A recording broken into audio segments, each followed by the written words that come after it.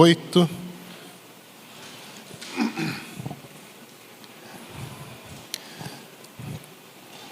Vamos ler juntos? Mas ainda que nós, ou um anjo do céu, pregue um evangelho diferente daquele que lhes pregamos, que seja amaldiçoado. Uma palavra bem pesada, mas bem direta. Não dá para ter dúvida do que o apóstolo Paulo está falando. A questão é que muitas vezes nós temos dificuldade para saber o que é o verdadeiro evangelho. Nós temos dificuldade muitas vezes de diferenciar o falso do verdadeiro. Porque o falso, ele tenta se parecer muito com o verdadeiro. Então, a gente pode ser muitas vezes pego de surpresa. Não é assim quando você pega um dinheiro falso? Ele tem que ser muito parecido com o verdadeiro. Uma vez, um amigo meu fez uma brincadeira, ele imprimiu uma nota de R$7. Ninguém vai pegar uma nota de R$7. Por quê? Porque não existe. E o que é falso procura imitar aquilo que é verdadeiro. E o que é verdadeiro? O que é verdadeiro depende de algo que seja autoridade. Hoje nós temos uma dificuldade muito grande com definições de autoridade. Cada um diz assim, o que é verdadeiro é o que eu acho que é a verdade. Mas não é assim. Existem autoridades que são baseadas em verdades. E o que elas nos ensinam são a verdade. E nós precisamos então de uma fonte da verdade para diferenciar o verdadeiro do falso. Tudo bem? Eu estava assistindo uma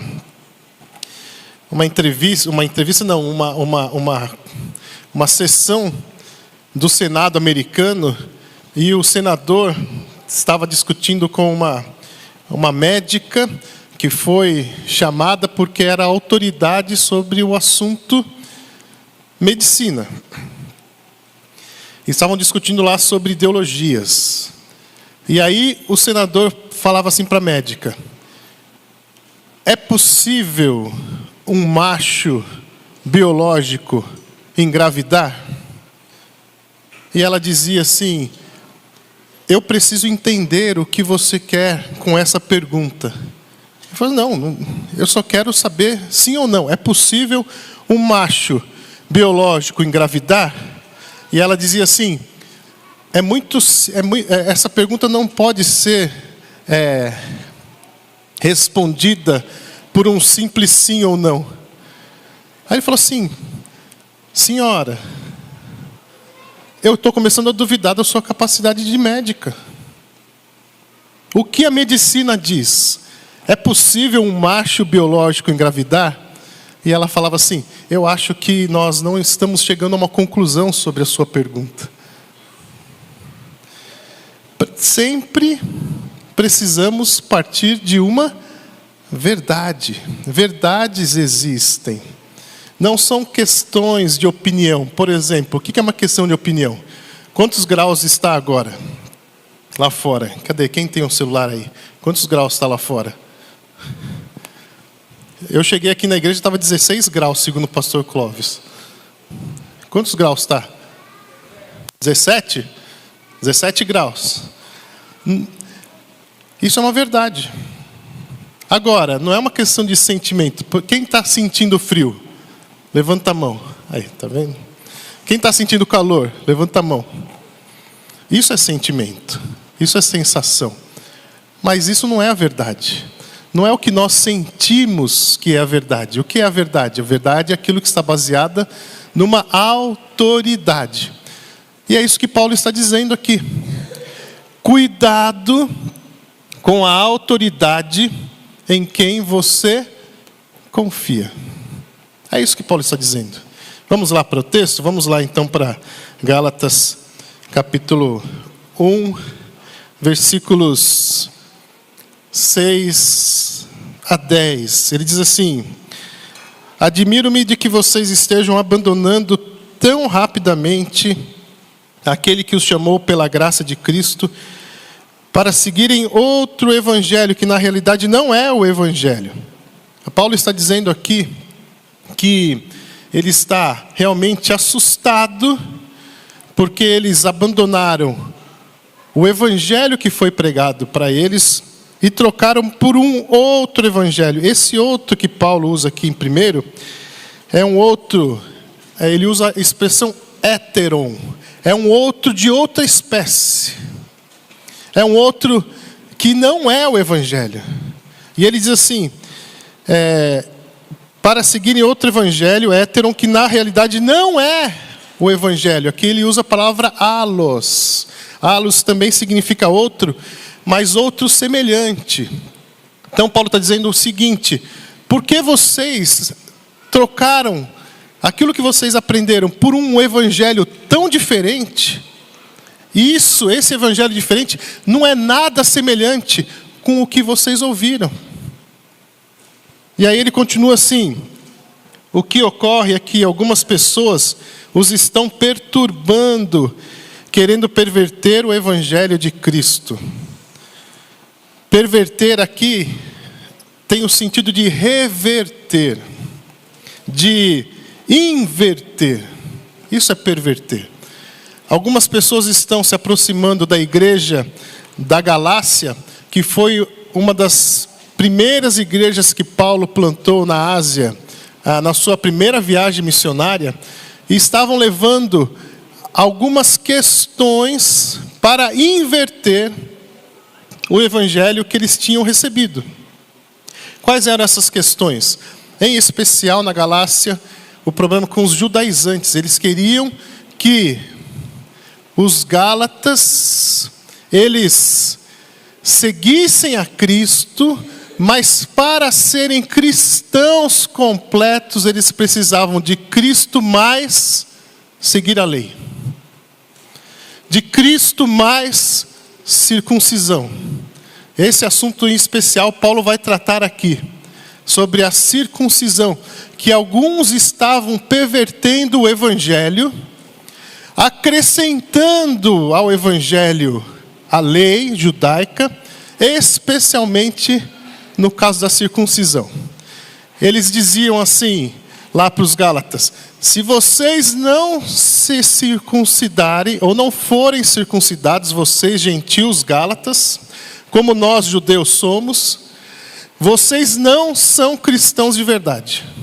É isso que acontecia ali na igreja de Gálatas. Paulo, ele vai ficar muito bravo com isso. Ele chega a ponto de dizer que se você acha que a circuncisão é essencial para a sua salvação, seria melhor que você amputasse logo o membro fora. Olha o nível de radicalismo que Paulo chega, porque essa é uma questão que não está relacionada ao evangelho. Está relacionada à lei. E ele continua assim: mas ainda que nós, ou um anjo dos céus, pregue um evangelho diferente daquele que lhes pregamos, que seja amaldiçoado. Pode vir aqui um anjo, se ele falar algo contrário àquilo que vocês já conhecem do evangelho, seja amaldiçoado. Qual é a questão? A autoridade. Aonde está a autoridade que nós cremos? Está no evangelho. Está na Bíblia.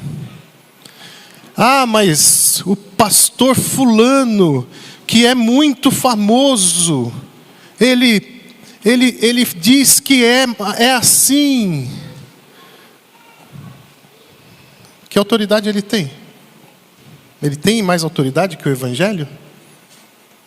Qual era o evangelho que Paulo estava defendendo e Paulo defende em todas as suas cartas, é esse. É o evangelho da graça incondicional de Deus, operada de forma exclusiva e suficiente pelos méritos de Cristo na cruz, e recebida unicamente por meio da fé, sem o acréscimo de obras da lei, méritos ou rituais humanos, no caso dos Gálatas, como a circuncisão. É sobre isso que Paulo está falando. É esse evangelho que não pode ser deturpado. Ninguém pode falar nada diferente desse evangelho. Se alguém falar, seja amaldiçoado. E ele continua, ele afirma isso, ele confirma isso no versículo 9. Ele diz assim: como já dissemos, agora repito, se alguém lhes anuncia um evangelho diferente daquele que já receberam, que seja amaldiçoado. Acaso busco eu agora a aprovação dos homens ou a aprovação de Deus? Ou estou tentando agradar a homens? Se eu ainda estivesse procurando agradar a homens, não seria servo de Cristo. Ou seja, eu, Paulo, estou pregando o evangelho de acordo com aquilo que é a verdade. Agora, eu não falo isso para agradar ninguém. Isso é o evangelho. Mas se alguém vem e prega um outro evangelho que diz, vocês precisam fazer isso ou aquilo para agradar a Deus, ou para agradar a nós que estamos pregando isso está errado. O evangelho, ele não é feito para agradar ninguém. O evangelho é o plano de salvação de Deus para as nossas vidas. E ponto. Então Paulo fala assim: eu preguei o evangelho puro, e não importa se alguém ficou chateado com isso. A verdade é que se alguém pregar um evangelho diferente desse, seja amaldiçoado. O evangelho, ele é simples. O evangelho, ele não precisa de mais nada. Algumas afirmações de teólogos sobre esse texto. Timothy George diz assim: o evangelho que Paulo defendeu não era uma mensagem de autoaperfeiçoamento humano ou de moralismo religioso, mas a boa nova da livre graça de Deus que justifica o pecador somente pela fé, independentemente das obras da lei. O evangelho foi algo dado por Deus, cumprido em Cristo para nós, e nós recebemos somente pela fé. Não tem intermediário, não necessita de obras, não necessita de nada. Não necessita de nada. É lógico que, depois que nós recebemos o evangelho, nós respondemos à autoridade de Cristo. O pastor Clóvis acabou de falar aqui: se você aceitou a Cristo, obedeça agora a palavra de Deus e participe do batismo. Batismo bíblico, batismo consciente para todo aquele que crê. Mas o batismo não é o evangelho. O batismo é algo que a gente recebe depois do evangelho, depois da fé. O evangelho é recebido somente pela fé. Outra afirmação. Para Paulo, o verdadeiro evangelho se baseia inteiramente na graça de Deus, manifestada na morte e ressurreição de Cristo.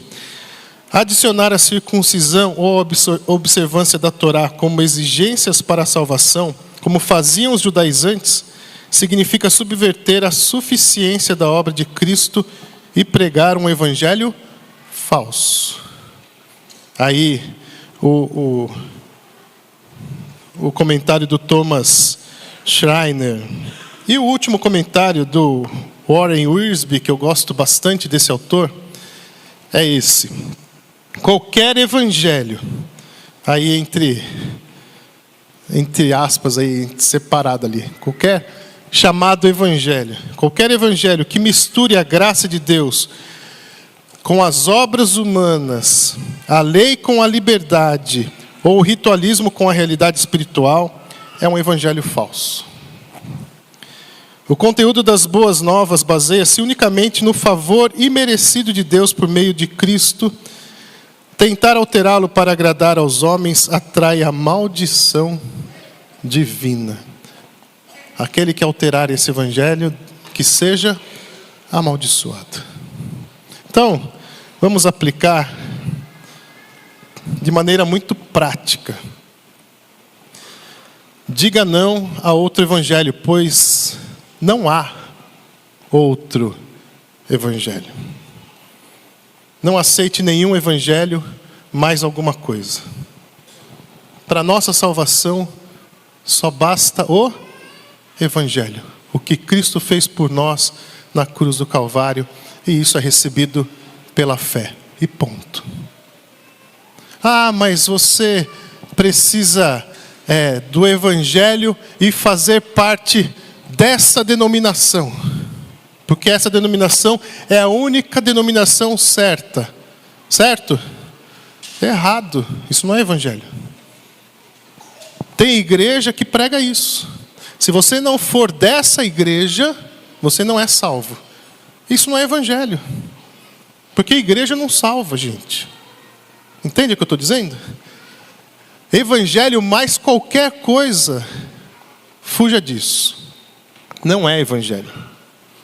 Isso nunca foi e nunca será. Da mesma maneira que evangelho menos alguma coisa, também não é evangelho. Ah não, você pode aceitar a Jesus Cristo, mas você não precisa de fé. Você não precisa de mais nada, você só precisa de caminhar culturalmente com um grupo que seja um grupo que é um grupo piedoso. Você não precisa da fé. Você não precisa aceitar tudo isso que Cristo... Isso não é evangelho, gente. Isso não é evangelho. Isso, no máximo, é uma filosofia cristã. Uma filosofia de vida. E tem muita gente que pensa que vai para o céu com essa filosofia. Tem muita gente andando por aí que fala assim: ah, mas eu sou tão bonzinho. Ah, mas eu sou tão caridoso. Ah, mas eu sou tão isso, tão aquilo. Então, Deus vai olhar para mim e vai falar assim: ô bonitinho de Jesus, vem para cá, porque você é tão, tão digno.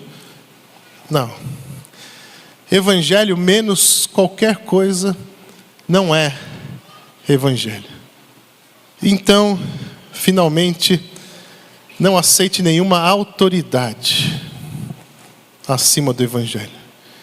Mesmo que esse pastor, ou algum pastor dessa igreja, ou algum anjo do céu viesse aqui e pregasse alguma coisa diferente do que a Bíblia diz,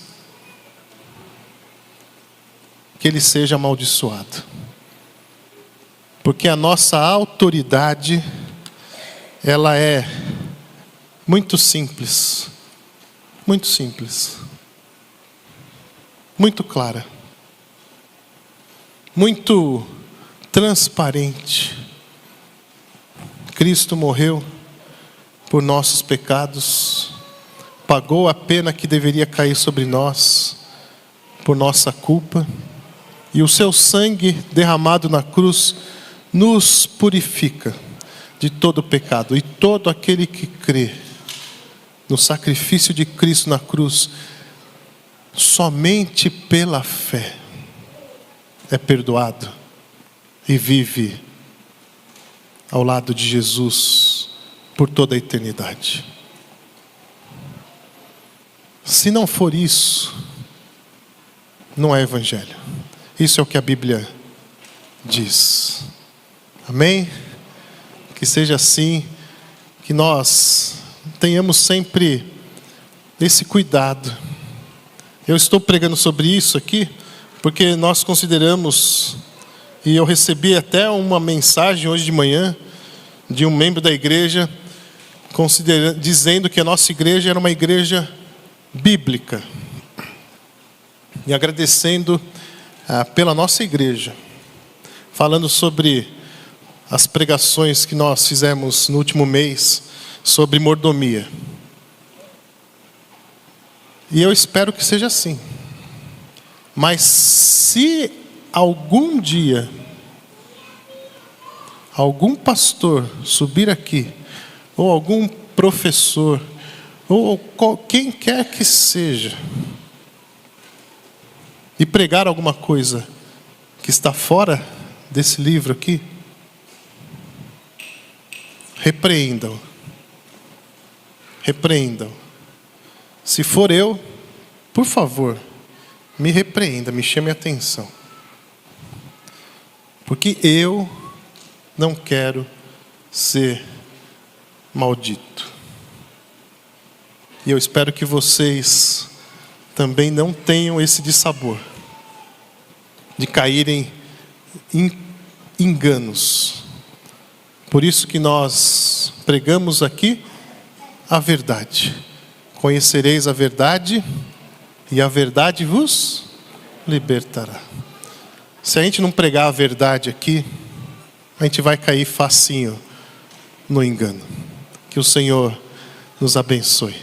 Boa aula a todos, que Deus continue construindo no seu coração aí o ensino da sua palavra, que o Senhor estenda o seu amor